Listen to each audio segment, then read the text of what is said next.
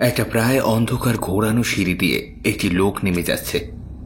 লক্ষ্য বেসমেন্টের নিচের ঘর। লোকটির সাথে রয়েছে মাঝারি আকারের একটা অ্যালার্ম দেওয়া ঘড়ি। ঘড়ির সেকেন্ডের কাঁটাটার একটানা টিকটিক শব্দ ছাড়া আর কোনো শব্দই শোনা যাচ্ছে না। লোকটির পা যেন ঘড়ির কাঁটার ছন্দে ছন্দে পড়ছে, তাই সিঁড়ি দিয়ে নিচে নামারও কোনো শব্দ হচ্ছে না। মনে হচ্ছে পৃথিবী থেকে বিচ্ছিন্ন কোনো নির্জন কোনো এলাকায় এই লোকটি শুধুমাত্র থাকছে। সিঁড়ি শেষে একটা বন্ধ দরজার সামনে এসে লোকটা দাঁড়ায়। দরজাটা ঠেলে ভেতরে ঢুকতেই দেখা যায় সে ঘরে একটা হালকা আলো জ্বলছে। ঘরের ভেতরে এক জায়গায় একটা বড় টেবিল রয়েছে। টেবিলটার উপরে কাপড় দিয়ে ঢাকা কিছু একটা আছে। ঘরের কাঠামোটা অনেকটা পুরনো দিনের গুদাম ঘরের মতো। ঘরের দেওয়ালের দিকে একটা লম্বা লাঠির মতো কিছু একটা দাঁড় করানো আছে। এতক্ষণ লোকটার কোনো রকম সারা শব্দ পাওয়া না গেলেও এখন তার ঘন ঘন শ্বাস প্রশ্বাসের শব্দ পাওয়া যাচ্ছে। মুখ থেকে বেরিয়ে আসছে একটা ভয়ার্ত অভিব্যক্তি। ঘরের ভেতরটা খুব স্পষ্ট না হলেও একেবারেও অস্পষ্ট নয়। লোকটার চোখে মুখে একটা ভীষণ ভয়ের ছাপ, যেন আগত কোনো দৃশ্যকে নিয়ে সে ভীষণ ভয় পেয়ে আছে। লোকটি কাঁপা কাঁপা হাতে টেবিলটা ঠেস দিয়ে দাঁড় করানো লাঠিটা হাতে নিয়ে ভীত সন্ত্রস্ত পায়ে টেবিলটার সামনে এসে ঢাকা দেওয়া কাপড়টা তুলে দেয়। ঢাকা তোলার সঙ্গে সঙ্গেই লোকের টেবিলের উপরে জিনিসটা দেখে একটা প্রচন্ড ভয় আর্তনাদ করে ওঠে। বার কয়েক আর্তনাদ করে লোকটা ওখানে অজ্ঞান হয়ে লুটিয়ে পড়ে। কিছুক্ষণ পরে লোকটার সঙ্গে করে আনা অ্যালার্ম ক্লকটা সজোরে বেজে ওঠে। অ্যালার্মের আওয়াজে মেঝেতে লুটিয়ে পড়ে থাকা লোকটার মধ্যে একটু স্পন্দনের সঞ্চার হয়। কোনো মতে চোখটা খুলে হাতড়ে হাতড়ে অ্যালার্মটা বন্ধ করে লোকটা। তারপর ধীরে ধীরে গায়ের ধুলো ছেড়ে উঠে বসে, যেন এইমাত্র সে ঘুম থেকে উঠে বসল। ঢুলো ঢুলো চোখে টেবিলটার ওপরে রাখা জিনিসটার দিকে তাকায়। নিচে পড়ে থাকা কাপড়টা তুলে কাঁপা কাঁপা হাতে টেবিলের উপর রাখা জিনিসটাকে আবার ঢেকে দেয় এবং লাঠিটাকে আগের জায়গায় রেখে দিয়ে লোকটা ঘড়িটাকে হাতে নিয়ে কোনো মতে সিঁড়ির রেলিং ধরে টলমল পায়ে ওপরে উঠতে থাকে। পাতাল কক্ষ থেকে বেরিয়ে লোকটা সোজা নিজের ঘরের দিকে এগিয়ে যায়। এখন লোকটা অনেকক্ষণ ঘুমাবে। লোকটা যেখানে থাকে সেই বাড়ির নেম প্লেটে লেখা আছে নান্দিক ভিলা, অশোক পাল। হ্যালো এভরিওয়ান, আমি দিব্যেন্দু দাস রয়েছি আপনাদের সাথে বঙ্গকথা ইউটিউব চ্যানেলে। আপনাদের সবাইকে স্বাগতম জানাই। আমাদের চ্যানেলে আপনি নতুন হয়ে থাকলে এবং আমাদের চ্যানেলের গল্পগুলোকে শুনতে এখনই সাবস্ক্রাইব করে দিন আমাদের ইউটিউব চ্যানেলকে। আজ আপনি শুনতে চলেছেন একটু ভিন্ন স্বাদের গল্প। আজ শুনবেন লেখিকা তনিমা সাহার কলমে একটি টান টান উত্তেজনা সাইকো থ্রিলার স্টোরি, রক্তাক্ত কিশোরগঞ্জ। এরকম গল্প আমাদের চ্যানেলে খুব একটা আগে হয়নি। অবশ্য আগে হয়নি বলা ভুল, কারণ আজ থেকে প্রায় অনেক বছর আগে, মানে অনেক আগে আমার নিজের লেখা একটি গল্প স্পর্শ এই চ্যানেলে আগেও এসেছিল। তো সেই গল্পটিকে আপনারা অনেক ভালোবাসা দিয়েছেন। আশা করি এই গল্পটিও আপনাদের খুব ভালো লাগবে। আর বেশি কথা বাড়াবো না, আজকের গল্প পাঠে এবং গল্পের সূত্রধার আছি আমি দিব্যেন্দু দাস। শুনতে থাকুন লেখিকা তনিমা সাহার কলমে রক্তাক্ত কেশবগঞ্জ।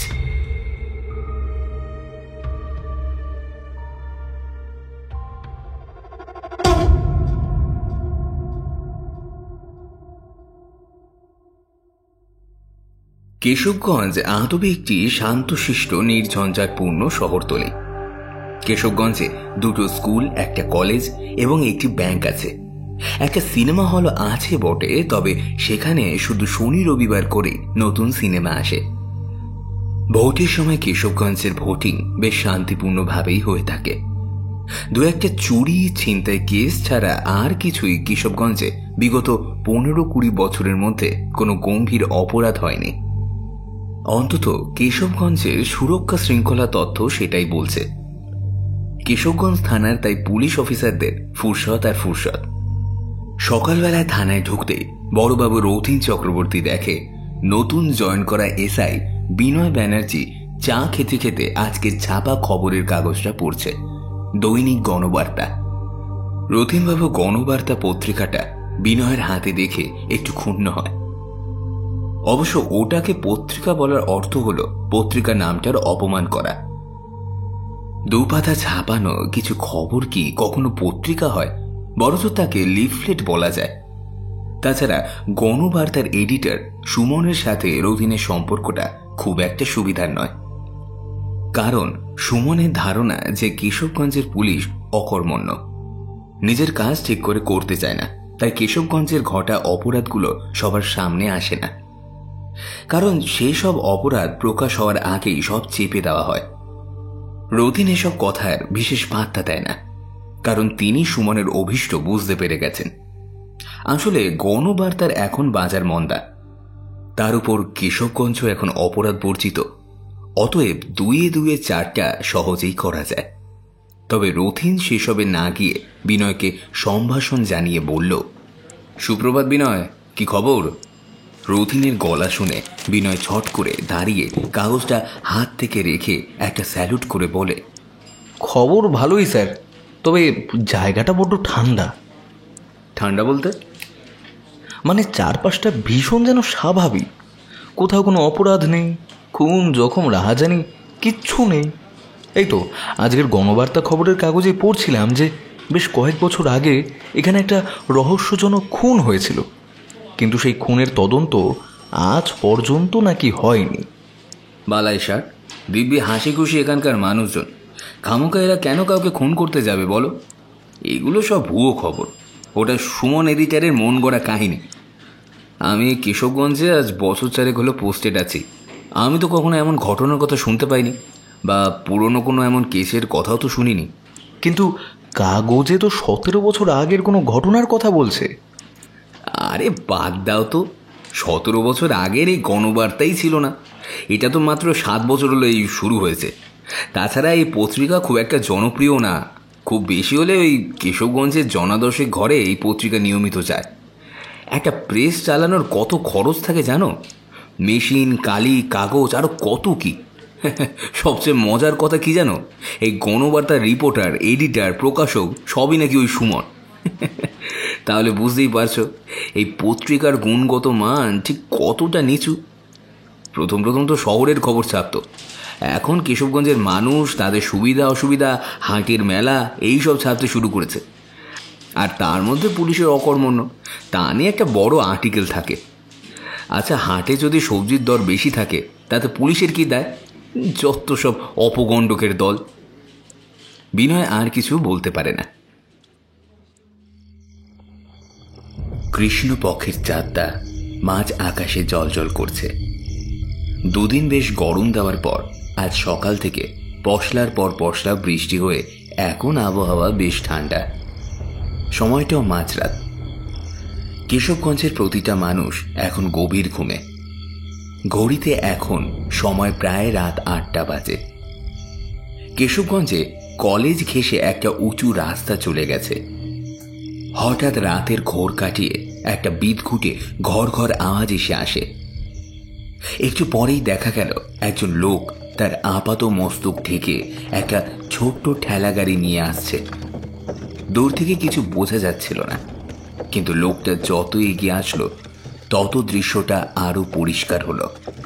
ঠেলাগাড়িটা ধাতব পাতের কাঠামোটা থেকেই ঘর ঘর শব্দটা হচ্ছে। ঠেলাগাড়ির ভেতরে বড় একটা প্লাস্টিকের মতো কিছু একটা বাঁধা ছিল। লোকটা ঠেলাগাড়িটা কলেজের গেটের সামনে এনে কাঁধ করে প্লাস্টিকে বাঁধা ব্যাগটা ফেলে দেয়, তারপর ঠেলা গাড়িটাকে নিয়ে চলে যায়। পরদিন পুলিশ স্টেশনে হুলুস্থুলু কাণ্ড পড়ে গেছে। সকালে চায়ের সাথে গোটা কেশবগঞ্জ চাঞ্চল্যকর খবর ছড়িয়ে গেছে। রথিন হন্তদন্ত হয়ে পুলিশ স্টেশনে আসে। স্টেশনে ঢুকেই দেখে গণবার্তার এডিটর সুমন অপেক্ষা করছে। বিনয় রথিনকে দেখে এগিয়ে আসতেই রথিন বলে, এখন তো নিশ্চয়ই কেশবগঞ্জকে আর ঠান্ডা লাগছে না বিনয়? না মানে স্যার, আসলে থাক, গিয়ে কাজে লেগে পড়ো। বিনয়কে কাজে পাঠিয়ে নিজের টেবিলের দিকে এগোতেই সুমন একটা বাঁকা হাসি হেসে বলল, তাহলে ভালুকের ঘুম ভাঙলো শেষমেশ। তাহলে আপনি পুলিশকে ভাল্লুক বলছেন? যাক, শেষমেশ পুলিশ ডিপার্টমেন্টের সম্পর্কে কিছু ভালো কথা তো বললেন।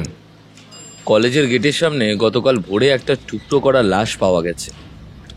সুইপার রাজু রাস্তার আবর্জনা পরিষ্কার সময় একটা বড় প্লাস্টিকের ব্যাগ দেখতে পেয়ে সেটাকে আবর্জনা ভেবে গার্বেজ ভ্যানে তুলতে গিয়ে দেখে যে ব্যাগটা চুইয়ে রক্ত পড়ছে। ওই ব্যাগটার ভেতরেই ছিল টুকরো করা লাশ।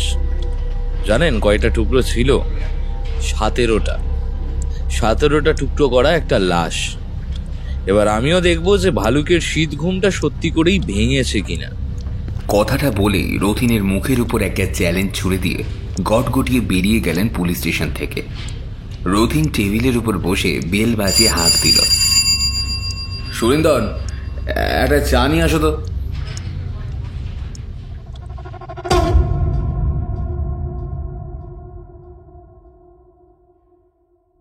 17 বছর আগে। বর্তমান সময়ের কেশবগঞ্জের থেকে 17 বছর আগের কেশবগঞ্জ অনেকটাই পার্থক্য আছে। তখন কেশবগঞ্জের রাস্তাঘাট সিমেন্ট, পাথরকুচি, পাকা রাস্তা ছিল না। বেশিরভাগ রাস্তাই ছিল মাটির, আর কোথাও কোথাও তো কোনো রাস্তাই ছিল না। লোকজন হাঁটতে হাঁটতে একটা পায়ে চলা রাস্তা হয়ে গেছে। কেশবগঞ্জে তখন একটাই স্কুল এবং একটাই কেতোয়ালি স্টেশন ছিল। স্কুল ছুটি হয়ে গেছে অনেকক্ষণ। সব ছাত্রছাত্রীরা বাড়ি ফিরে গেলেও একটা ছেলে থমথমে মুখে স্কুলেই বসে আছে। একটা সময় পর দারোয়ান এসে তাকে বলে যে বাড়ি যেতে, কারণ সে এখন স্কুলের গেটে তালা ঝোলাবে। বাড়ি ফিরতে পথ ধরলেও তার হাঁটার গতি অতি মন্থর। ছেলেটি সাম্মানিক পরীক্ষার ফলাফল দিয়েছে। 5টা বিষয়ের মধ্যে 4টের মধ্যে অত্যন্ত নগণ্য নাম্বার পেয়েছে। বলা ভালো, কোনো মতে ফেল হওয়া থেকে বেঁচেছে সে। এমন নয় যে ছেলেটা চেষ্টা করে না, কিন্তু পরীক্ষা হলে গেলে কি যেন একটা হয়ে যায় ছেলেটার। তার হাত পা একদম কাঁপতে থাকে। চেনা বহুবার অনুশীলন করা প্রশ্নগুলো অচেনা অজানা মনে হয় তার। একটা আতঙ্ক চেপে বসে ছেলেটার শরীরে এবং মনে। বাড়ি ফিরে সদর দরজার ঘন্টা বাজাতে গিয়ে নেম প্লেটটার দিকে তার নজর পড়ে। নান্দিক ভিলা, অশোক পাল। অশোক পাল নামটার দিকে চোখ যেতেই আবার শিউরে ওঠে। বার দুয়ে ঘন্টা বাজাতেই কাজের লোক এসে দরজা খুলে দিল। ছেলেটি ধীর পায়ে নিজের ঘরের দিকে এগিয়ে যেতেই হঠাৎ একটা বাঁচ খাই কণ্ঠ ছেলেটা শুনতে পায়। কিরে, এত দেরি হলো কেন? কি হলো? কিছু জিজ্ঞেস করছি তো। রেজাল্টের কি হলো?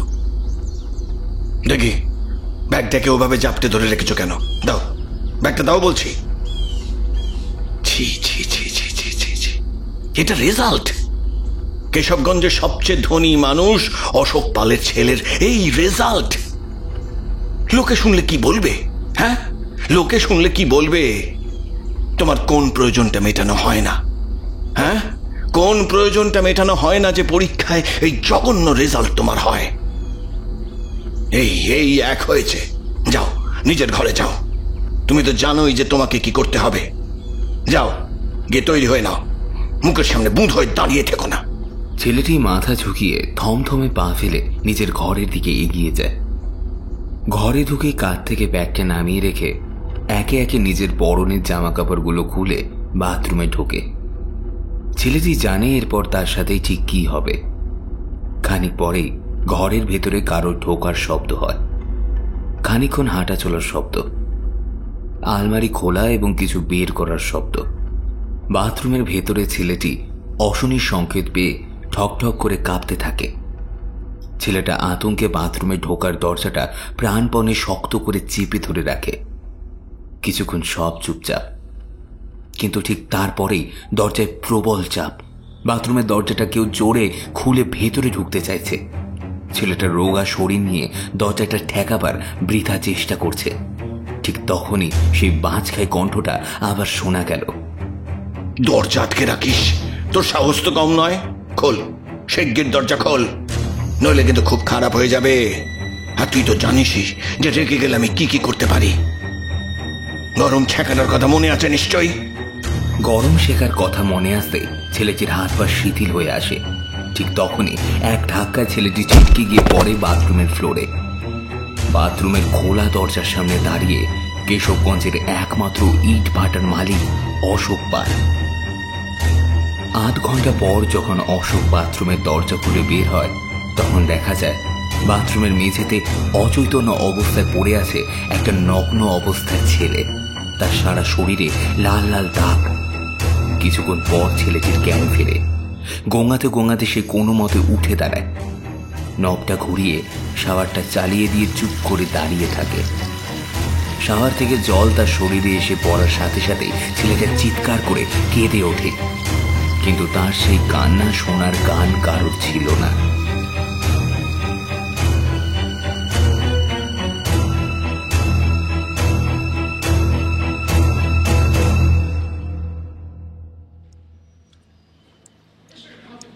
বিনয়, ওই শহর থেকে ওই বডিটার কোনো রিপোর্ট এলো? রথিন থানায় পা রেখেই বিনয়কে প্রশ্নটা করল। বিনয় সেই সময় কিছু একটা পড়ছিল। রথিনের গলার আওয়াজ পেয়ে উঠে দাঁড়িয়ে স্যালুট করে বিষয়টা পড়ল।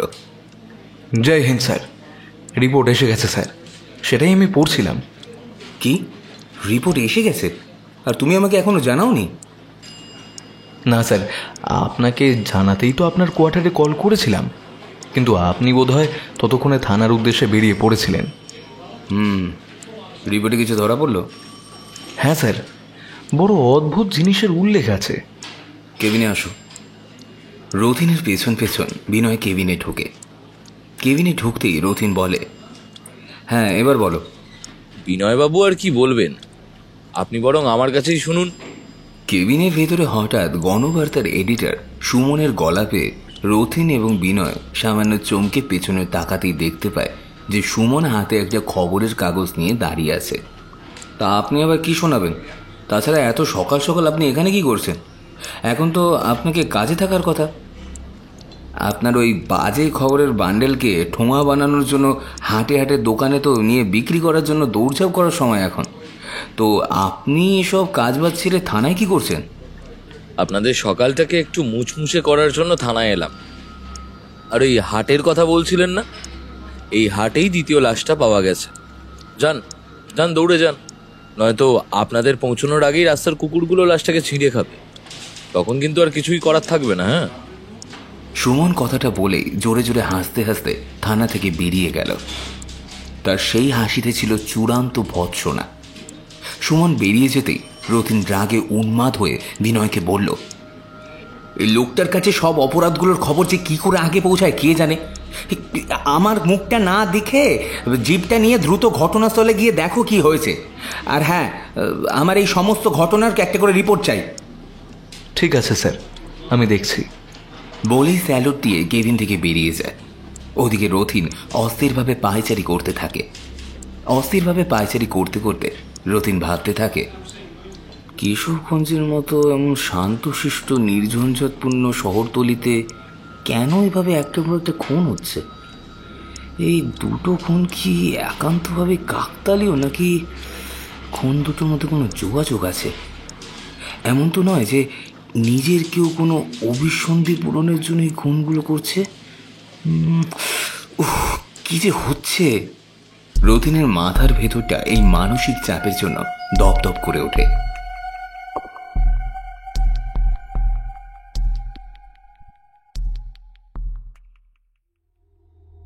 রাত প্রায় 1:30।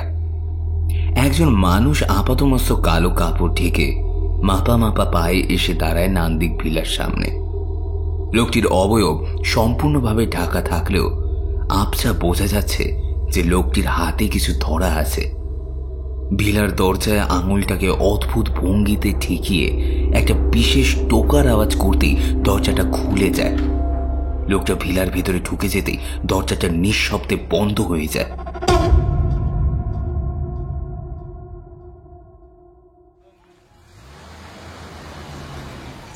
হাটে তখন বেশ ভিড় জমে গেছে। পুলিশের গাড়ি আসতেই বেশটা একটু হালকা হয়। কেশবগঞ্জের মানুষের মুখে আতঙ্কের ছাপ স্পষ্ট। একটা নির্বিবাদী নির্ভেজাল শহরতলি হলো এই কেশবগঞ্জ। সেখানে এইভাবে একের পর এক রক্তাক্ত লাশ পাওয়া যাচ্ছে। স্বাভাবিকভাবে এখানকার বাসিন্দারা মোটেও সুরক্ষিত অনুভব করছে না। আজ হাটবার নয়, খুনি কি তবে আতঙ্ক ছড়ানোর জন্য আজকের দিনটা বেঁচেছে? গাড়ি থেকে বিনয় নেমে এগুলোই ভাবছিল। লাশটার আপাতমস্তক রক্তে ভেসে যাচ্ছে। মনে হচ্ছে যেন লোকটিকে হত্যা করার পর তার শরীরে কাটাকুটি খেলা হয়েছে। তবে লাশটির নির্মাঙ্গ থেকেই রক্তক্ষরণটা বেশি হচ্ছে। এত বেশি রক্তক্ষরণের জন্য আশেপাশের জমিতে কোনো প্রমাণ বা সূত্র কিছুই পাওয়া গেল না। তার উপর পুলিশ আসার আগে জনগণ অকুস্থলে পৌঁছে গিয়ে আরও সমস্যার সৃষ্টি করেছে। বিনয় তাড়াতাড়ি ভিড়টাকে সরিয়ে লাশটাকে পোস্টমর্টমের জন্য পাঠিয়ে দেয়। উপস্থিত জনগণের উদ্দেশ্যে বিনয় বলে, কে দেখেছিলে প্রথমে এই লাশটা? প্রশ্নটা শুনেই সবাই একে অন্যের দিকে মুখ চাওয়াচাওয়ি করে। বিনয় একটু নরম গলায় আবার বলল, ভয় নেই, যে যতটুকু জানো বলো, এতে করে পুলিশের সাহায্য হবে, খুনিকে ধরতে সাহায্য হবে। তাহলে এবার বলো, কে দেখেছো প্রথম লাশটাকে, বা এদিকে কাউকে আসতে দেখেছো? সবাই পরিস্থিতির জন্য প্রচণ্ড ভয় পেয়ে থাকলেও কয়েকজন এগিয়ে এসে বিনয়ের সাথে কথা বলল। তাদের কথা শুনে বিনয় দ্রুত থানায় ফিরে আসলো। জিপ থেকে নেমে সোজা রতিনের কেবিনের দরজায় টোকা দিয়ে বিনয় বলল, স্যার, ভেতরে আসবো? আসো বিনয়, তুমি বাইরে আছো কিনা জানার জন্য তোমার দরজায় টোকা মারার শব্দই বোঝা যায়। কেমন একটা অদ্ভুত টোকা মারার শব্দ করো তুমি। আসলে স্যার, স্কুলে থাকার সময় টিফিন পিরিয়ডে এটাই আমাদের খেলা ছিল, যে কে কত রকমভাবে টোকা দেওয়ার আওয়াজ করতে পারে। এবার রিপোর্ট বলো। স্যার, লাশটাকে পোস্টমর্টমে পাঠিয়ে দিয়েছি। ডক্টর হালদারকে বলেছি আমার 2 ঘন্টার মধ্যে রিপোর্ট চাই। গুড, এরপর? স্যার, ওখানে যারা ছিল তাদের সাথে কথা বলে জানতে পারলাম যে ওরা কেউ লাশটাকে আগে থেকে দেখেনি। আজ যেহেতু হাটবার ছিল না, তাই তারা কেউই সকাল সকাল ঘর থেকে বেরোয়নি। হঠাৎ বাইরে শোরগোল শোনা গেল যে হাটে লাশ পড়েছে। অমনি সবাই হাটে এসে উপস্থিত হলো, কিন্তু শোরগোলটা কে তুলেছিল তারা সেটা জানে না। তবে স্যার, একজন বলল যে কেউ নাকি তাদের বাড়ির সামনে এসে লাশ লাশ, হাটে রক্তমাখা লাশ, এমনভাবে চিৎকার করতে করতে দৌড়ে চলে যায়। তবে লোকটা বাড়ির বাইরে এসে কাউকে দেখতে পায়নি। প্রায় সঙ্গে সঙ্গে আশেপাশের কয়েকটা বাড়ি থেকে লোক বেরিয়ে এসে এই একই কথা তারাও শুনেছে বলে জানায়। খানিকটা সন্দেহভাজন হয়ে সবাই হাটে জমায়েত হতেই তারা লাশটাকে দেখতে পায়। আশ্চর্য তো, এমন একটা কথা কেই বা চিৎকার করে পালিয়ে যাবে? আচ্ছা, মৃত লোকটাকে কি কেউ চেনে? না স্যার, লোকটিকে কেউ চেনে বলে মনে হলো না। আমার মনে হয় লোকটি কেশবগঞ্জে থাকে না। স্যার, আগের খুনটার ক্ষেত্রে আবর্জনা পরিষ্কার করার লোকটি প্রথম লাশটাকে দেখেছিল। আমি জিজ্ঞাসাবাদ করে জেনেছিলাম যে লোকটা সাধারণত কলেজ গেটের দিকে আবর্জনা কুড়োতে যায় না, কারণ কলেজের দারোয়ান ওই জায়গাটা পরিষ্কার করেই রাখে। কিন্তু সেদিন কেউ একজন তাকে এসে বলেছিল কলেজ গেটের কাছে যেতে। লোকটা এও বলেছিল যে যদি সে সেখানকার আবর্জনা পরিষ্কার করে তাহলে তাকে 100 টাকা দেবে। কে ছিল লোকটা? নেগেটিভ স্যার, লোকটা সম্পর্কে কোনো কিছু জানা যায়নি। আবর্জনা কুড়োনোর লোকটাও সেই ব্যক্তিকে চিনতে পারেনি, কারণ লোকটা নিজেকে একটা কালো কাপড়ে ঢেকে রেখেছিল। ডক্টর হালদারকে ফোন করে আপডেট নাও। আর আগের ভিকটিমের কি কোনো প্রোফাইল পাওয়া গেছে? নেগেটিভ স্যার, তবে আমি ডক্টর হালদারকে আবার ফোন করে দেখছি। স্যালুট করে বিনয় কেবিন ছেড়ে বেরিয়ে যেতে গিয়েও আবার পেছনে ঘুরে রতিনকে জিজ্ঞেস করে, স্যার, একটা কথা বারবার আমার মাথায় এসে ধাক্কা দিয়ে যাচ্ছে। কি কথা? আপনি বলেছিলেন কেশবগঞ্জে কোনো গুরুতর অপরাধমূলক কাজ হয়নি, কিন্তু এই বছর হঠাৎই একটা ভয়ঙ্কর অপরাধ সংগঠিত হলো। আর তার চেয়েও বড় কথা হলো যে এই দুটো খুনের খবর আমাদের কাছে সরাসরি আসেনি, এসেছে সুমন বাবুর মারফতে। সুমন বাবুই আমাদের সবার আগে থানায় বয়ে এসে এই খুনের খবরগুলো দিয়েছেন। তো এডিটর সুমন থেকে যদি আমরা খুনের খবরগুলো পাই তাতেই বা কি? ঠিক বুঝতে পারছি না স্যার, কিন্তু কিছু একটা অসঙ্গতি তো লাগছে। আচ্ছা ঠিক আছে স্যার, আমি হালদার স্যারকে ফোন করে আপনাকে জানাচ্ছি।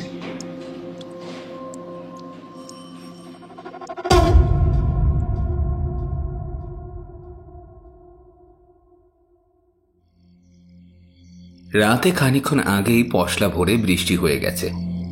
নান্দিক ভিলায় প্রতিদিনের মতোই মোমবাতির আলো জ্বলছে। বৈদ্যুতিক আলোর সাথে এই ভিলার অনেকদিন হলো সংযোগচ্যুত হয়েছে। ভিলার বাকি ঘরগুলো বাস করার অযোগ্য হয়ে থাকলেও দুটো ঘর এখনো দিব্যি থাকার যোগ্য। সেই ঘরটাতেই মোমবাতির আলো জ্বলছে। মোমবাতির আলো দেখা যাচ্ছে একজন মানুষ গুটিসুটি মেরে ঘুমিয়ে আছে। ঘুমের মধ্যে লোকটা মাঝে মাঝে কেঁপে কেঁপে উঠছে, যেন লোকটা ঘুমের মধ্যে একটা ভয়ঙ্কর স্বপ্ন দেখছে। হঠাৎ ঘুমের মধ্যেই আর্তনাদ করে লোকটা জেগে ওঠে। বিছানায় উঠে বসে সে জোরে জোরে হাঁপাতে থাকে। একটু পরেই বিছানা ছেড়ে উঠে অস্থিরভাবে ঘরময় পায়চারি করতে থাকে সে। অস্থিরভাবে পায়চারি করার জন্য পা লেগে সুদৃশ্য মিনাকারী একটা ফুলদানি ঝনঝন শব্দ করে নিচে পড়ে যায়। আওয়াজটা শুনে পাশের ঘর থেকে আরেকজন লোক হন্তদন্ত হয়ে বেরিয়ে আসে। তারপর বলে, এই এই তুই তুই তুই এমন করছিস কেন? হ্যাঁ, বস বস, এক জায়গায় বস, এই নে এই নে এই নে জল খা। হ্যাঁ, আস্তে আস্তে, এই তো, এবার এবার ঘুমাতে চেষ্টা কর। হ্যাঁ, এই তো আমি আছি তো, এই তো তোর সাথেই আছি, পাশেই আছি, তুই শুয়ে পড়। হ্যাঁ, তুই শুয়ে পড়, এভাবেই শুয়ে পড়। খানিক পরে লোকটা ঘুমিয়ে পড়লে দ্বিতীয় লোকটি ধীর পায়ে উঠে পাশের ঘরে চলে যায়। কিন্তু দ্বিতীয় লোকটা পাশের ঘরে চলে যেতেই প্রথম লোকটা চোখ খুলে বিছানায় উঠে বসে। মাথার কাছে টেবিলের ড্রয়ার থেকে একটা মাঝারি আকারের অ্যালার্ম ঘড়ি বার করে লোকটা থমথমে পায়ে এগিয়ে যায় একটা দেওয়ালের দিকে। দেওয়ালটায় একটা ওয়াল হ্যাঙ্গিং আছে। ওয়াল হ্যাঙ্গিংটায় একটা আলতো টান দেওয়ার সাথে সাথে দেওয়ালটা একপাশে সরে গিয়ে একটা ঘর দেখা যায়। ঘরটা অন্ধকারাচ্ছন্ন। ঘরের ভেতরে জ্বলতে থাকা মোমবাতির আলোতে দেখা যায় যে ওটা একটা সিঁড়ি ঘর এবং বেশ কয়েক ধাপ ঘোরানো সিঁড়ির নিচের দিকে চলে গেছে। লোকটা আগের মতোই থমথমে পায়ে সিঁড়ি দিয়ে নিচে নেমে যায়। কিছুক্ষণ সব চুপচাপ। তারপর হঠাৎই নিচের কোনো একটা ঘর থেকে একটা ভয়ার্ত চিৎকার শোনা যায়। তারপর আবার সব চুপ, যেন গোটা ভিলাকে কেউ শব্দহীন চাদরে আবৃত করে রেখেছে। একটু পরেই একটা নিচের ওই ঘরটা থেকে অ্যালার্ম ঘড়ি বাজার মৃদু আওয়াজ শোনা যায়। একটু পরে সিঁড়িতে আবার পা ফেলার আওয়াজ শোনা যায়, তবে এবার ঠিক থমথমে নয়। মনে হচ্ছে লোকটা যেন টলতে টলতে সিঁড়ি দিয়ে উপরে উঠছে। লোকটা উপরে উঠতে আবার ওয়াল হ্যাঙ্গিংটায় আলতো টান দিতে দেওয়ালের দরজাটা আবার বন্ধ হয়ে গেল। লোকটা টলতে টলতে বিছানায় গিয়ে শুয়ে পড়ল।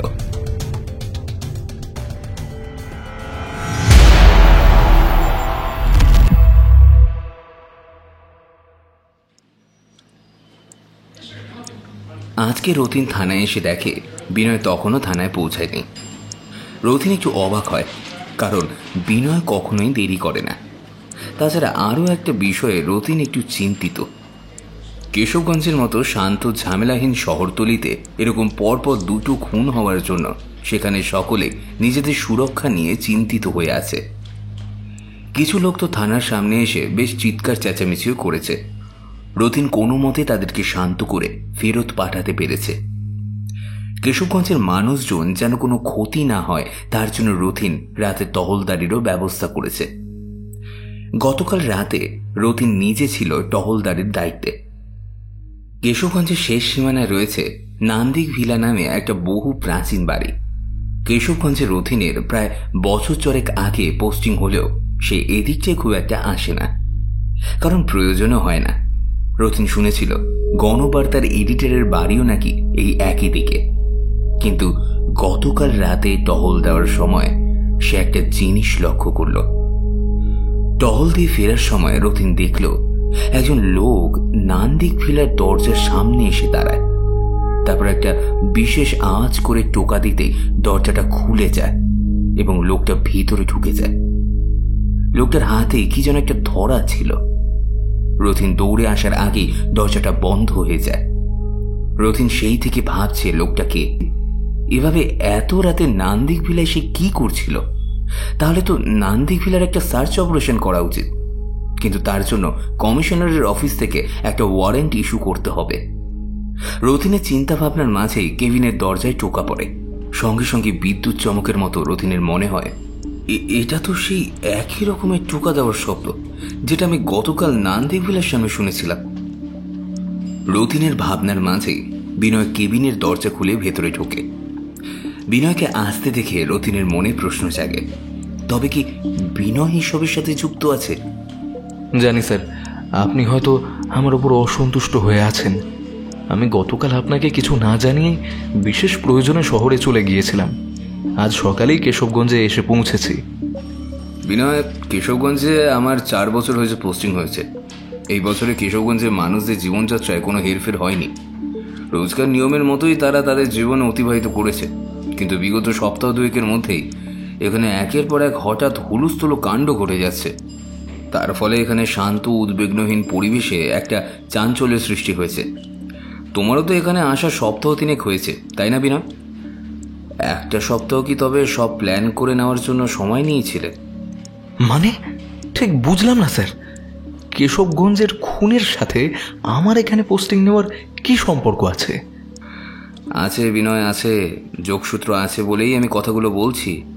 আচ্ছা, তুমি আমাকে একটা কথা বলো তো, তুমি কি এডিটর সুমনকে চেনো? সেদিন মানে দ্বিতীয় খুনের রিপোর্ট দেওয়ার পর কেবিন থেকে বেরোনোর সময়ও তুমি এডিটর সুমনের দিকে একটা ইশারা করেছিলে, আমি দেখলাম। কি বোঝাতে চেয়েছিলে বিনয়? জবাব দাও। সুমনের নামটা শুনে বিনয়ের চোখে মুখের ভাষা পাল্টে যায়। বিনয়কে চুপ করে থাকতে দেখে রতিন গর্জে উঠে বলে, চুপ করে থেকো না বিনয়, এখন চুপ করে থাকার সময় নয়। সেদিন প্রথম খুনের খবরটা দিতে যখন সুমন আমার কেবিনে এলো, তখন সুমনকে দেখে তোমার চোখ মুখের ভাব কিন্তু পরিবর্তন হয়েছিল, আর এই পরিবর্তনটা আমার চোখ এড়ায়নি। গতকাল রাতে টহল দেওয়ার সময় আমি নান্দিক ভিলার সামনে যখন গেলাম, তখন দেখলাম একজন লোক, তার দেহাকৃতি এবং উচ্চতা অনেকটা তোমারই মতোই।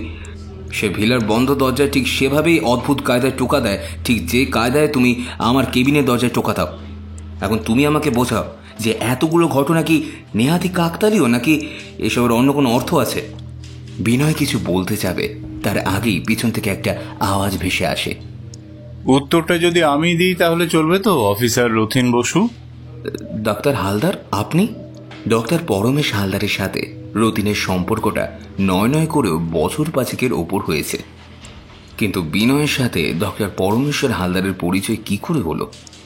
কথাটা মনে হতেই রথিন ডক্টর হালদারের দিকে তাকাতেই দেখা যায় যে তিনি রথিনের দিকে তাকিয়ে মিটিমিটি হাসছেন। স্যার, আমি তো কিছুই বুঝতে পারছি না। কেশবগঞ্জে একের পর এক খুন হচ্ছে, লোকগুলো কোত্থেকে আসছে, কে খুন করছে কিছুই বুঝতে পারছি না। খুনের সময় কোনো সাক্ষীও নেই, কোনো সূত্র খুঁজে পাচ্ছি না। প্রথম মৃতদেহটার 17টা টুকরো করা হয়েছিল, পরের মৃতদেহটার অবশ্য কোনো টুকরো করা হয়নি। ভুল ভুল, এবারের লাশটাকেও টুকরো করা হয়েছিল। হোয়াট? কি বলছেন কি? কিন্তু স্যার, দ্বিতীয় লাশটাকে আমি উপস্থিত থেকে পোস্টমর্টেমের জন্য পাঠিয়েছিলাম। আমি দেখেছিলাম যে লাশটা অক্ষতই ছিল। স্কাল্পচারার বলে একটা কথা আছে, কোনো পেশাদার শেফ যখন তার নাইফ বা ছুরি চালায় তখন সেটা কোনো মাহির আর্টিস্টের সুনিপুণ তুলির টানের মতোই নিখুঁত হয়।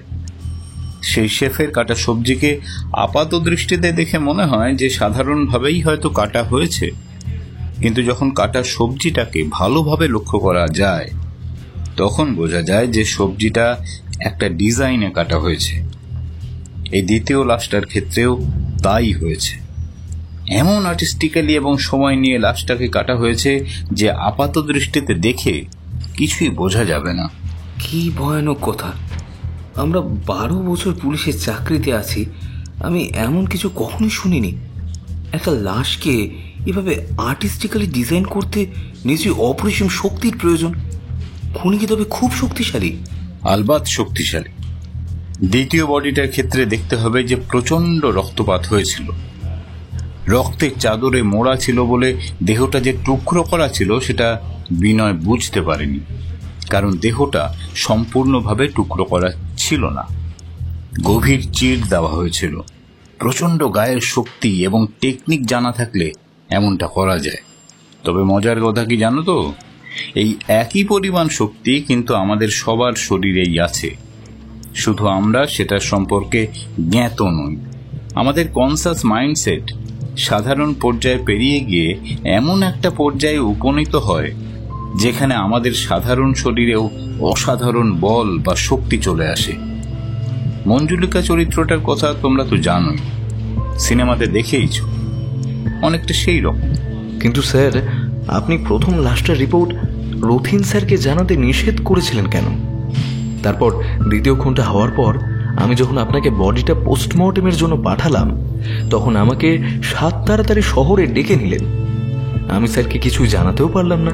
কি, তুমি গতকাল শহরে ছিলে, কেশবগঞ্জে ছিলে না? তাহলে তাহলে আমি যে দেখলাম তোমার মতোই কেউ ঠিক তোমার মতোই টোকার আওয়াজ করে নান্দিক ভিলায় ঢুকলো। দাঁড়াও রবি, একটু সবুর করো, বিষয়টাকে আগে ভালো করে একটু বুঝে নেওয়া যাক।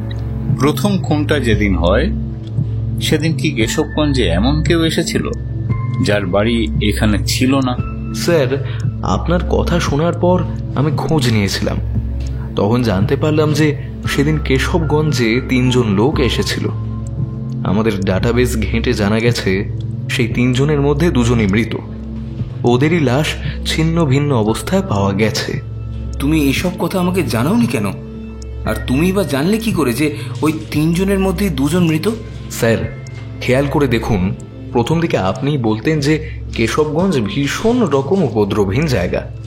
2-একটা চুরি ডাকাতি বা ছিনতাই ছাড়া এখানে অন্য কোনো অপরাধ হয় না।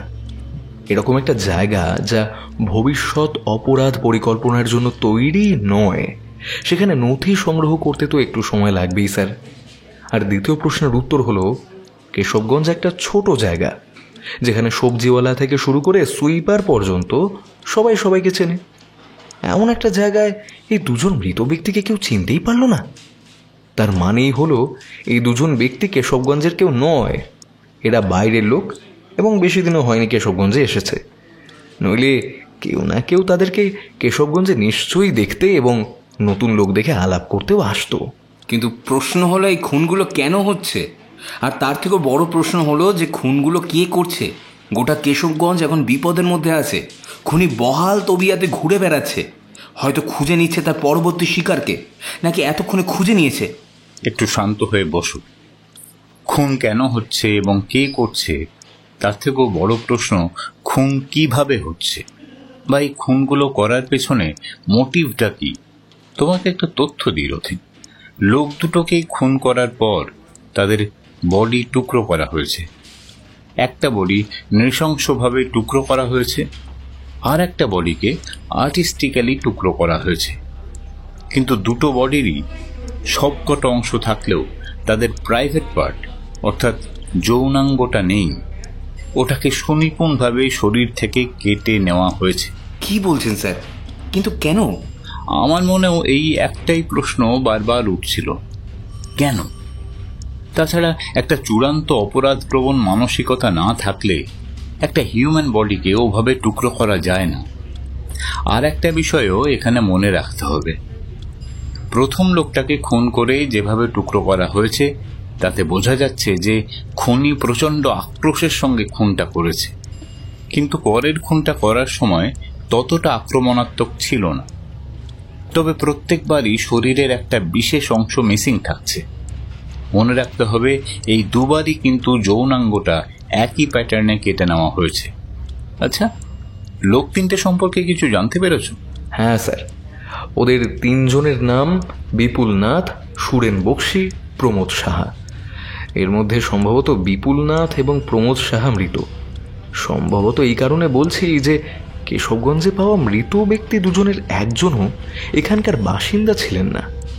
যে 2টো মৃতদেহ পাওয়া গেছে তাদের সাথে বিপুল নাথ এবং প্রমোদ সাহার ওজন, উচ্চতা এবং কিছু চারিত্রিক গঠন মিলে যাচ্ছে। যেমন বিপুল নাথের একটা চোখ পাথরের ছিল, প্রথম মৃতদেহটারও একটায় চোখ পাথরের ছিল। প্রয়োজনের বাঁ হাতে এবং ডান হাতে একটা করে অতিরিক্ত আঙুল ছিল। দ্বিতীয় লাশটাতেও এই একই ফিচারগুলো ছিল। আসলে মৃতদেহগুলো যে অবস্থায় পাওয়া গিয়েছিল সেখান থেকে তাদের শনাক্ত করাটা খুবই সময় সাপেক্ষ। তাছাড়া আমার এই সিদ্ধান্তের আরও একটা কারণ ছিল। নথি অনুযায়ী বিগত 6 মাসে কেশবগঞ্জে শুধু এই 3 জন ব্যক্তি ছাড়া আর কেউ বাইরে থেকে আসেনি, এবং সবচেয়ে আশ্চর্যজনক কথা হলো এই 3 ব্যক্তি এখনও কেশবগঞ্জ ছেড়ে যায়নি, তাই 2-2 4 করেছিলাম। কিন্তু প্রশ্নের কাঁটা আবার সেই একই জায়গায় এসে আটকে গেছে। খুনটা কে করেছে এবং কেন করেছে? তাহলে যদি এই পথে এগোই, তাহলে ওই তৃতীয় ব্যক্তি মানে সুরেন বক্সিকে খুঁজে বার করা খুব প্রয়োজন। হয়তো তার প্রাণ সংশয় হতে পারে। কিন্তু স্যার, আমার একটা কথা মাথায় ঢুকলো না। আমি আপনাকে যতদূর চিনি, আপনি সচরাচর কোনো কেসের জন্য স্পটে আসেন না। স্যাম্পল সংগ্রহ করে আপনাকে ল্যাবে পাঠিয়ে দিতে হয়। সেখানে আপনি হঠাৎ ঘটনাস্থলে উপস্থিত হলেন কেন? তাছাড়া আপনি বিনয়কেই বা চেনেন কি করে? আমি যতদূর জানি বিনয় আগে সিভিল ডিপার্টমেন্টে কাজ করতো। ক্রাইম ডিপার্টমেন্টে তো ও সদ্য জয়েন করেছে। বিনয়ের সঙ্গে পরিচয়টা তো আমার এখন থেকে নয়। বিনয়কে আমি তখন থেকে চিনি যখন সে স্কুলে পড়তো। অবশ্য তখন আমিও ফরেন্সিকে ছিলাম না। একটা স্কুলে ফিজিক্স এবং কেমিস্ট্রি পড়াতাম। পরে ফরেন্সিকে পড়াশোনা করে ক্রাইম ডিপার্টমেন্টে আসি। এতদূর পর্যন্ত সব ঠিক ছিল। কিন্তু সেদিন দ্বিতীয় লাশটা পোস্টমর্টেমে পাঠানোর সময় বিনয় আমাকে একটা কথা বলল। কথাটা শুনে মনে হলো যে কোথাও একটা অসঙ্গতি আছে। তাই সবটা বোঝার জন্য আমি এখানে এসেছি, কারণ এই অসঙ্গতির সাথেই খুনের কার্যকারণ সম্পর্ক আছে। অসঙ্গতি? কিরকম অসঙ্গতির আশঙ্কা করছেন? সুমন পাল। সুমন? ওই খ্যাপা এডিটার সুমন? হ্যাঁ। আচ্ছা, তুমি কখনো খোঁজ নিয়েছো যে সুমন যে গণবার্তা নামে পত্রিকাটা চালায় সেটা কোত্থেকে ছাপানো হয় বা তার অফিস কোথায়?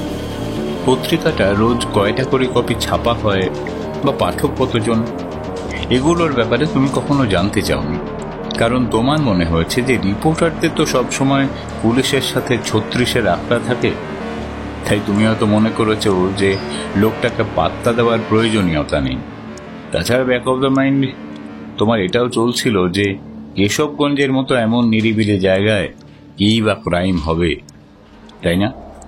আপনি খুব একটা ভুল করছেন না তো স্যার? আসলে সুমনকে দেখে কখনোই মনেই হয় না যে ও সত্যি এডিটর বা নিজের পক্ষে সাংবাদিক হতে পারে।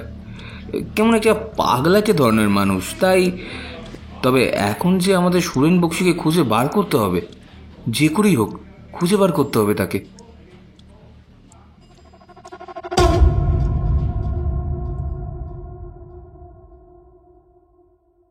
রাত তখন বেশ গভীর। ইচ্ছে করি যেন আজ জমকালো হয়ে সেজেছে রাতটা। শুক্লপক্ষের তিথি বোধহয় নিকটবর্তী।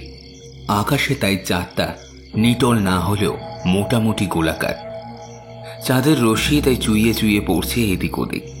পরিবেশটা যেন একটা রহস্যময় আলো আধারি খেলা করছে। এইরকম অবস্থায় থমথমে মৃত্যুপুরীর মতো দাঁড়িয়ে আছেন নান্দিক ভিলা।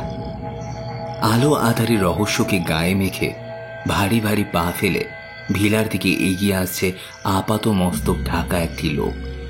ভিলার দরজার সামনে দাঁড়িয়ে অদ্ভুত কায়দায় একটা আঙুলের ডগা দিয়ে আরেকটা আঙুলকে সামান্য ঠেলে টোকা দেওয়ার একটা বিচিত্র আওয়াজ করে।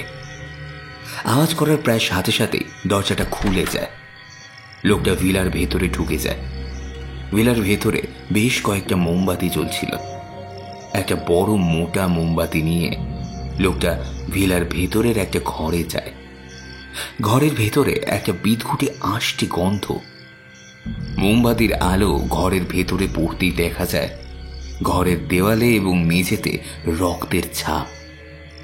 কোথাও কোথাও রক্তের ছাপের উপর সাদা ছত্রাক জন্মেছে।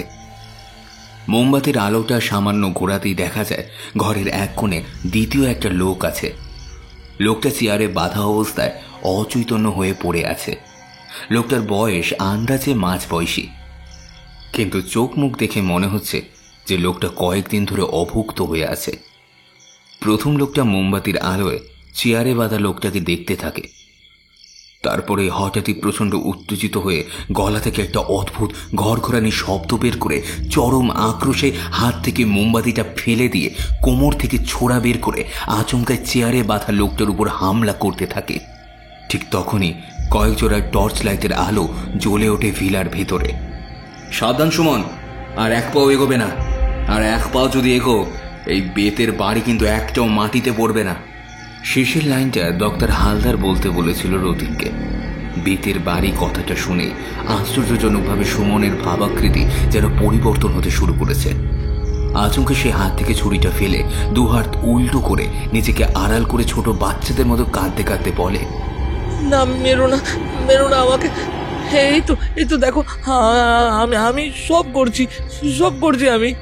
কথাগুলো বলতে বলতে একটা অদ্ভুত ঘোরের মধ্যে সুমন পরনের জামা কাপড় এক এক করে খুলতে থাকে। ডক্টর হালদার ছুটে গিয়ে সুমনের দু হাতে আঁকড়ে ধরে বলেন, না না সুমন, এসব করতে হবে না, তোমাকে আর কেউ মারবে না। ছাড়ো আমাকে তো তৈরি থাকতে হবে। সুরেন কাকু, প্রমোদ কাকু, বিপুল কাকু এসেছে, ওদেরকে খুশি করতে হবে, না হলে বাবা মারবে, সব করে বিদ দিয়ে মারবে। এতটা বলে সুমন চুপ করে যায়। তারপর হঠাৎ রুক্ষ স্বরে বলে ওঠে, কিন্তু এখন বাবা আমার আর কিচ্ছু করতে পারবে না। বাবাকে তো আমি এই হাত দিয়েই ওই তিনজনকে আমি বাবার মতোই মেরে ফেলবো। কেউ জানতে পারবে না, কেউ না। কথাটা শেষ করে সুমন আবার পাগলের মতো হাসতে থাকে। ডক্টর হালদার ইশারা করে সুমনকে হ্যান্ডকাফ পরায়। চেয়ারে বাঁধা সুরেন বক্সির অবস্থা খুব একটা ভালো নয়, তাকেও তাড়াতাড়ি হাসপাতালে ভর্তি করা হয়।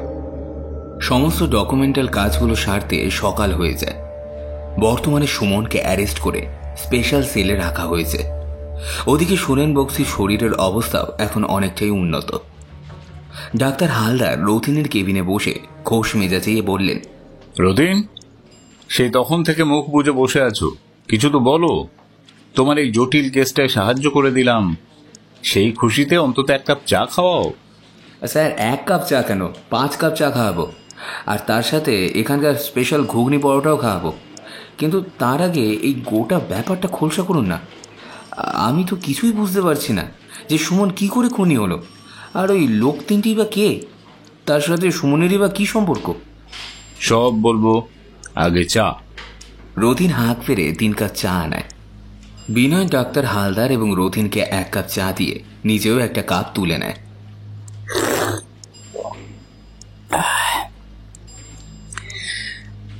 এই পৃথিবীতে মানুষের থেকে আজব পদার্থ আর একটিও নেই।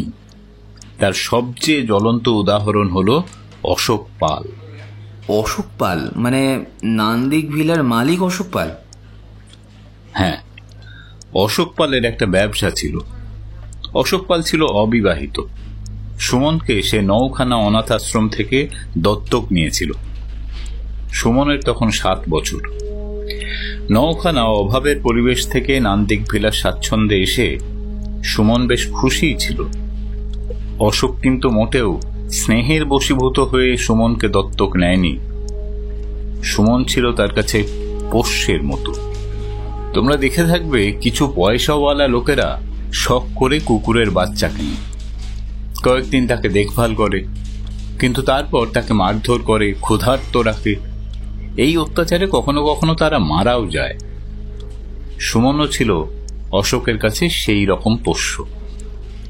বছর কয়েক পরে সুমন বুঝতে পারে যে অশোক আসলে কি রকম।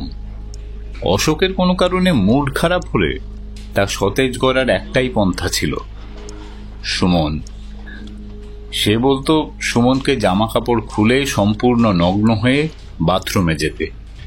তার কিছুক্ষণ পর সে নিজেও নগ্ন শরীরে বাথরুমে যেত, এবং তারপর কি করত সেটা আশা করি বুঝতে পেরেই গেছ। অশোক শুধু এতেই ক্ষান্ত থাকতো না, সুমনকে প্রচন্ড মারধরও করত। এসব সহ্য করতে করতে সুমন বড় হয়। ইতিমধ্যে সুমনের সঙ্গে বিপিন, সুরেন এবং প্রমোদেরও পরিচয় হয়েছে।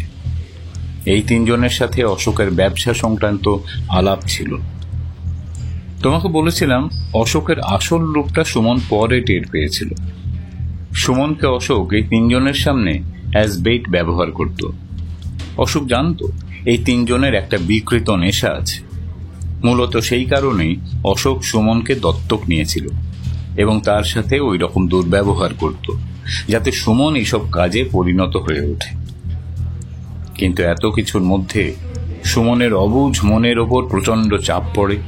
বিনয়ের বাবা চাকরি সূত্রে কেশবগঞ্জে ট্রান্সফার হয়। তোমাকে আমি বলেছিলাম যে আগে আমি ফিজিক্স কেমিস্ট্রি পড়াতাম, কিন্তু কোথায় পড়াতাম তা বলিনি। আমি 17 বছর আগে এই কেশবগঞ্জেরই হাই স্কুলে পড়াতাম। কাকতালীয়ভাবে কেশব এবং সুমন দুজনেই সেই সময় আমার ছাত্র ছিল। বিনয় আর সুমন খুব বন্ধু ছিল সেই সময়। হয়তো তাই বিনয় জানতো যে সুমনের সাথে কি কি হচ্ছিল, কিন্তু কার কাছে সে এগুলো বলবে। এদিকে সুমনও ভয় পেত যে কথাগুলো যেন জানাজানি না হয়ে যায়, তাহলে অশোক হয়তো আরো বেশি কিছু তার সাথে করবে। বিনয়ের সাথে সখ্যতায় সুমন কিছুটা স্বাভাবিক থাকত, কিন্তু বছরখানেক পরে কোন একটা কারণে বিনয়দের আবার শহরে ফিরে যেতে হয়। আমিও আমার পরবর্তী পড়াশোনার জন্য শহরে চলে আসি। সম্ভবত এই সময়টায় সুমনের মধ্যে এক ধরনের মানসিক পরিবর্তন ঘটে। মেসোসিস্ট মানে যে নিজের যন্ত্রণাতেই উল্লসিত হয়। সুমনের অন্তর্মনে যৌনাঙ্গ নিয়ে একটা তীব্র ভয়ের সঞ্চার হয়। তাই খুন করার পর সে লাশের টুকরো করে যৌনাঙ্গটা সরিয়ে নিত।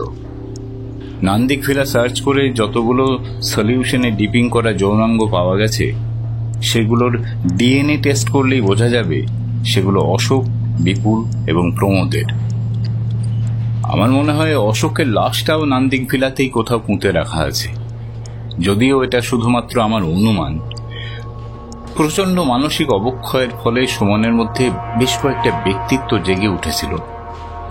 একটা সুমন সে যে অন্ধকারে খুন করছে, একটা সুমন সে যে যৌনাঙ্গ দেখে চিৎকার করে অজ্ঞান হয়ে যাচ্ছে, একটা সুমন সে যে একজন স্বাভাবিক মানুষ হয়ে পত্রিকা ছাপাচ্ছে। আমার মনে হয় সুমনের ছোট থেকেই পুলিশের প্রতি একটা চাপা আক্রোশ ছিল। তার হয়তো মনে হয়েছিল যে পুলিশ চাইলে তাকে বাঁচাতে পারত, অশোকের হাত থেকে উদ্ধার করতে পারত। তাছাড়া সুমনের কেসটা ভালো করে স্টাডি করে আমি যতটা বুঝতে পেরেছি, তাতে এটা ক্লিয়ার যে সুমন একটা শ্যাডো ইমেজ ক্যারি করত। অর্থাৎ তার মনে হতো যে তার সাথে কেউ থাকছে, পাশের ঘরেই থাকছে। সময়ে অসময়ে সেই শ্যাডো ইমেজ এসে তাকে সান্ত্বনা দিচ্ছে, কমফোর্ট দিচ্ছে। কিন্তু বাস্তবে ওই ভিলাতে শুধু এক সুমন ছাড়া আর কেউ ছিল না। আমি আমার গোটা জীবনে এরকম একটা স্ট্রেঞ্জ কেস কখনো দেখিনি। কিন্তু স্যার, এই মানসিক সমস্যাগুলো সুমনের হঠাৎ এখনই কেন মাথা ছাড়া দিয়ে উঠল? আমি তো সেদিন সুমনকে থানায় দেখে প্রচণ্ড চমকে উঠেছিলাম। কারণ যাকে গোটা ছোটবেলায় ওইরকম ট্রমার মধ্য দিয়ে যেতে হয়েছে, সে এত স্বাভাবিক কি করে থাকতে পারে?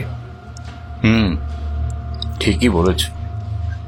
অশোককে হত্যা করে সুমন হয়তো কিছুটা শান্ত হয়ে গিয়েছিল, একটু একটু করে নিজেকে স্বাভাবিক করার চেষ্টা করছিল। কিন্তু একটা খবর তাকে আবার সে আগের মেন্টাল স্টেটে ফিরিয়ে নিয়ে যায়। খবর? কোন খবর? ডক্টর হালদার খবরের কাগজের একটা টুকরো দুজনের সামনে মেলে ধরেন।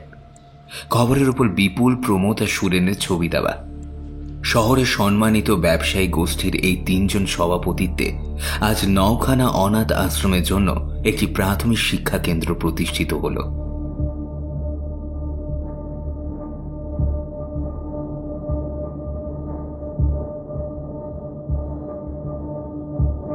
শুনছিলেন লেখিকা তনিমা সাহার কলমে আমাদের আজকের বিশেষ নিবেদন রক্তাক্ত কেশবগঞ্জ। গল্পটি আপনাদের কেমন লাগলো জানাবেন আমাদের ইউটিউব কমেন্ট সেকশনে। আজকে গল্প পাঠে এবং রথিনের চরিত্রে ছিলাম আমি, দীপেন্দু দাস। অন্যান্য চরিত্রে ছিল অভিক, সৌরভ, প্রিয়নাথ এবং রাজ। গল্পটি আপনাদের কেমন লাগলো জানাবেন আমাদের ইউটিউব কমেন্ট সেকশনে। আজকের গল্পে পোস্টার ডিজাইনে ছিল সৌভিক পিক্সেলের থেকে এবং সাউন্ডে ছিল ফিনিক্স অডিওভার্স। আপনারা যদি আমাদের চ্যানেল নতুন হয়ে থাকেন তাহলে চ্যানেলটি প্লিজ সাবস্ক্রাইব করে দেবেন এবং বেল আইকনটা ক্লিক করতে ভুলবেন না। দেখা হচ্ছে অন্য কোনো গল্পে। ততক্ষণের জন্য ভালো থাকুন এবং সঙ্গে রাখুন বঙ্গকথা।